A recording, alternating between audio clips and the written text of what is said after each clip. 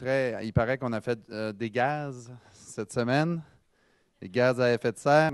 Je vais inviter M.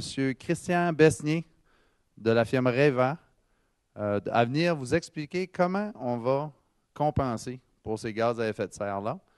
Et je vous rassure, on n'a pas d'arbre à vous donner matin, là. OK? Donc, M. Besnier.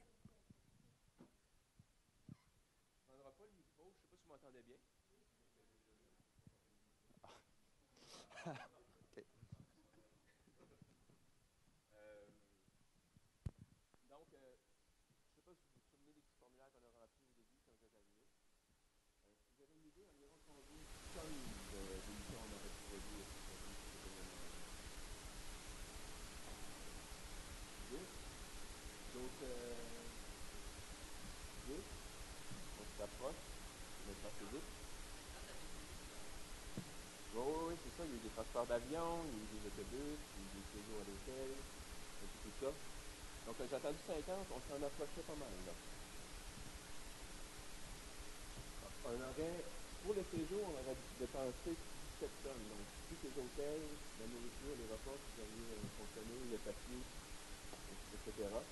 Et 31 tonnes pour les transports, les avions, le train, et tout. Donc, ça fait un total de 61 tonnes. C'est encore préliminaire parce que, dans le fond, je n'ai pas encore pu donner les autobus et tout, là. C'est une estimation, un estimation précis, mais il reste encore un peu de données à rentrer.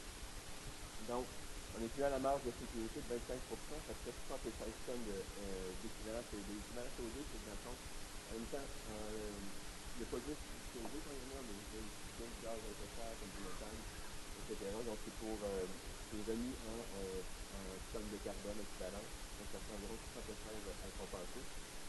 Mais la solution, c'est autour de 61. Ça peut être un peu plus bas pour que ça soit un petit peu plus haut, mais ça peut en avoir un peu de temps. Afin de compenser les émissions, est-ce que vous m'entendez aujourd'hui? Parce que des fois, je laisse le volume sans m'en rendre compte. Afin de compenser les gaz à effet de serre, on va les planter des arbres, dans le fond, en milieu agroforestier. Pourquoi en milieu agroforestier? Parce que c'est plusieurs avantages. Dans le fond, il y en a un, c'est qu'il y a un réel changement de la vocation. Dans le fond, on part d'une terre qui est agricole, qui fait que c'est pas beaucoup de carbone, même qu'on en a relativement plus qu'en stockage. Contrairement, dans le fond, à des milieux forestiers, comme des fois, il y a des séquestrations de carbone qui sont en milieu forestier, mais dans le fond, c'est déjà en milieu forestier qui sont plantés pas, il y a des arbres tels quels.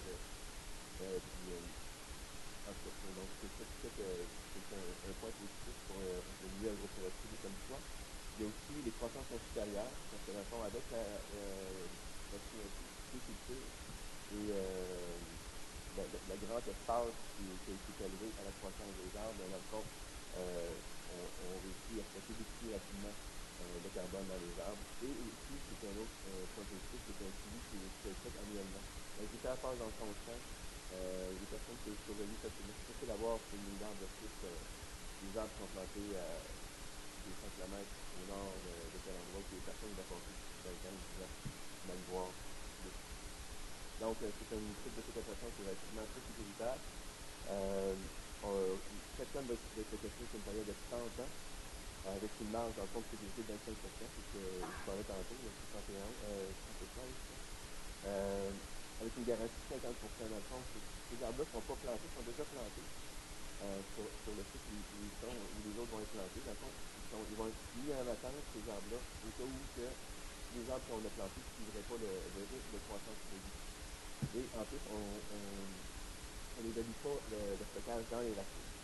Donc, il y aura un 26% de plus. Donc, ça fait comme une marge de sécurité de 100% en plus pour être sûr que c'est compensé pour les émissions qui sont émises. Parce que dans le fond, quand on met du carbone, il va être séquestré ici à 30 ans. Dans le fond, il y a un effet qui bat positif qu'on appelle, c'est que tout le carbone qui va être émis présentement va avoir des retombées, exemple, la fonte des glaciers, ça augmente l'albédo de la Terre, donc il y a plus de chaleur qui sont stockées sur Terre, donc plus d'émissions de méthane. Donc c'est plus de 5%, c'est pour bien combler ces ressources de carbone. Dans le fond, le nombre d'arbres pour compenser, donc, on va planter, dans le fond, des arabaciers, des chênes rouges, des chênes d'Amérique, des arbres d'Amérique, des bouleaux jaunes et des pins rouges. donner un équivalent d'arbres, dans le fond, si ça fait toutes des. Parce que là, on n'a pas encore déterminé exactement c'est quoi de racine ça fait. Si c'était toutes des chaînes rousses qui s'étaient plantées, il y a un minimum de 121 arbres qui s'étaient plantés pour compenser en 30 ans les émissions de 16 tonnes de carbone. Pour vous montrer un petit peu ce que ça peut représenter, c'est une photo là, pour le rassemblement à Cobellac. Ça représente une tonne de carbone en termes de volume. Je ne sais pas si vous voyez un peu l'échelle avec les maisons autour de la perspective. C'est qu'une tonne de carbone peut ressembler en volume à température ambiante. Donc, où c'est égal à un orme et un chêne rouge environ 25 à 26 ans, plantés dans des déchareurs en Gaspésie. Donc, ça, c'est le site que les arbres vont être plantés, dans le fond. Les gens qui sont venus sur le site de l'usine agroforestière, dans le fond, on leur a montré où les arbres vont être plantés, aussi les arbres qui étaient dans la pouponnière, c'est ceux-là qui vont être plantés. Donc, je ne sais pas si vous avez des questions ou des commentaires. On m'a dit que la plantation, elle a été identifiée. URQ 2011. Donc, c'est un futur lieu de pèlerinage annuel pour vous tous.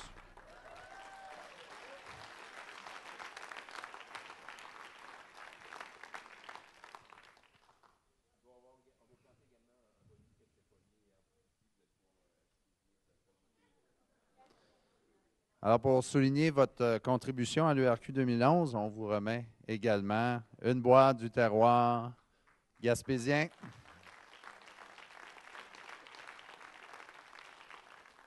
Merci, M. Besnier. Donc, dans les mots de clôture, j'inviterai M. Bruno Jean. On avait ouvert ensemble lundi. Donc, j'invite Bruno à venir vous dire un dernier mot. Comme il y a 2 ans, je me rappelle, il y a 2 ans, un jeudi soir, on avait jasé pas mal.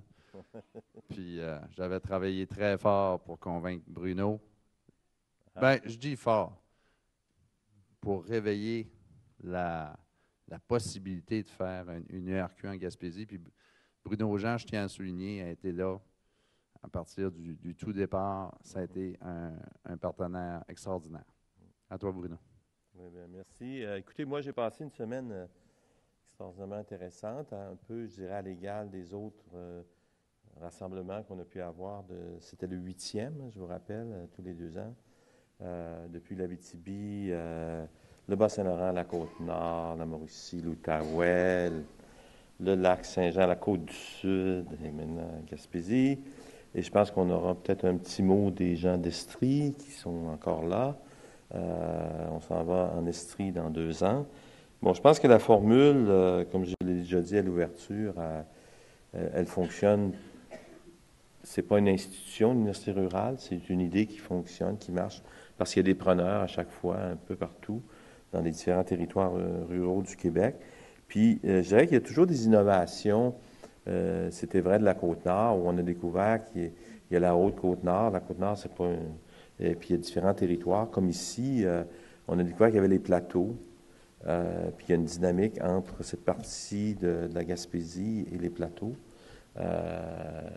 C'est quelque chose de très intéressant que l'URQ permet de découvrir, comme en Côte-du-Sud. Ce n'est pas un mot qui circule beaucoup, mais c'est quand même un territoire historique. Donc, pour moi, c'est le message le plus important. C'est un peu comme le comité organisateur des Jeux olympiques. J'ai le plaisir d'annoncer qu'on cherche un territoire rural pour 2015, parce qu'en 2013, c'est déjà occupé, c'est déjà organisé. On a un site Internet. Sur Google, tapez URQ, je pense que vous allez tomber dessus tout de suite. Vous allez voir qu'il y a un petit formulaire quelque part on va mettre une petite annonce. En fait, on a un comité organisateur, un comité d'orientation nationale.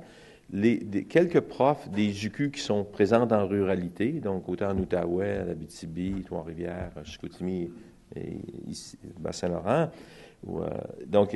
Et les organisations rurales comme Solidarité rurale du Québec, le réseau des SADC, le réseau des CLD, et notre ministère qui s'occupe de la ruralité, qu'on appelle le MAMRO maintenant.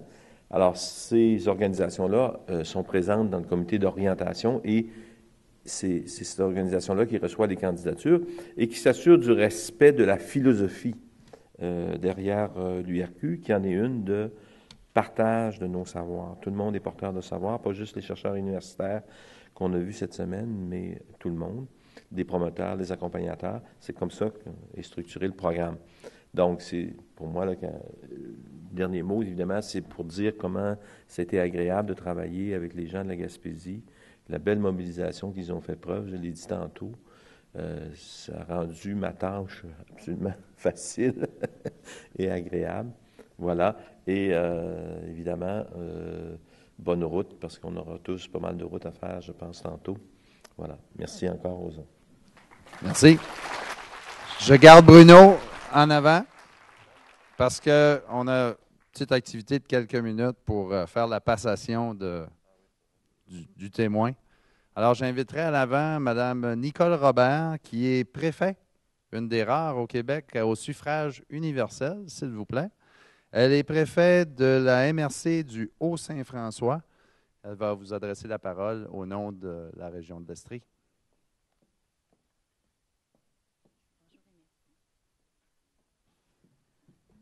Bonjour et merci. Alors, bonjour à tous. Je ne ferai pas la panoplie des remerciements à tout organisme, tous les gens qui sont là. D'abord, merci aux organisateurs de cette université rurale québécoise.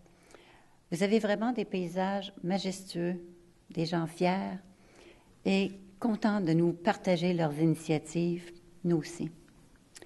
Le choix de la région de l'Estrie pour tenir la prochaine édition de l'Université rurale québécoise va être du 9 au 13 septembre 2013, répond à différentes logiques, tant géographiques qu'identitaires. Ainsi, les MRC du Granit, du Haut-Saint-François et des Sources, ciblés pour accueillir la prochaine édition de l'URQ, forment un triangle situé à l'est de l'Estrie. Elle représente tout le nord-est de l'Estrie, soit 56,7 % de la superficie du territoire.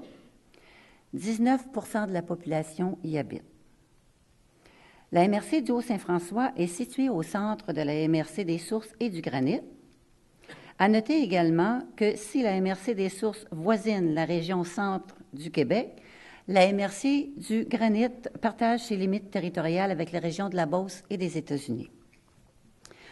De plus, elles sont toutes situées dans un rayon de 100 km de Sherbrooke, ville-centre, pôle collégial et universitaire de l'Estrie, où cohabitent des milliers d'étudiants québécois et étrangers qui fréquentent l'Université de Sherbrooke, l'Université Bishop et le Cégep de Sherbrooke. Chacune de ces MRC possède également au moins une ville-centre vers laquelle gravitent les résidents des différentes communautés pour y recevoir différents services. Côté identitaire, ces 3 MRC doivent faire face quotidiennement aux défis liés au développement des municipalités rurales comptant entre 200 et 7 000 habitants, soit les services de proximité, l'accroissement démographique, la diversification économique, l'amélioration de la qualité de vie, etc. L'édition estrienne de l'Université rurale québécoise se tiendra sous la thématique « Pour en finir avec les crises en milieu rural », des clés pour en sortir ou les contourner. Un beau défi. Cette thématique réitère l'importance pour les régions rurales de développer une culture, des outils et des indicateurs pour demeurer proactifs de leur développement plutôt que de le subir. En effet, il apparaît qu'en Estrie, comme partout ailleurs, que ce soit au Québec ou dans des communautés rurales situées hors pays, que les innovations se font surtout en temps de crise. Ainsi, pour qu'il y ait des gestes de développement dans une communauté rurale, on constate bien souvent, malheureusement, que la mobilisation est déclenchée par une crise. Fermeture d'écoles, dépanneurs, usines, bref, par une entité qui symbolise la vie au village. Cette réaction, bien que nature humaine, pose cependant un problème de taille. L'action dans l'urgence est souvent plus difficile à gérer et certainement plus coûteuse, autant socialement et économiquement que financièrement. En milieu rural, a-t-on les moyens d'agir dans l'urgence? Nous pensons que non et que la mobilisation, la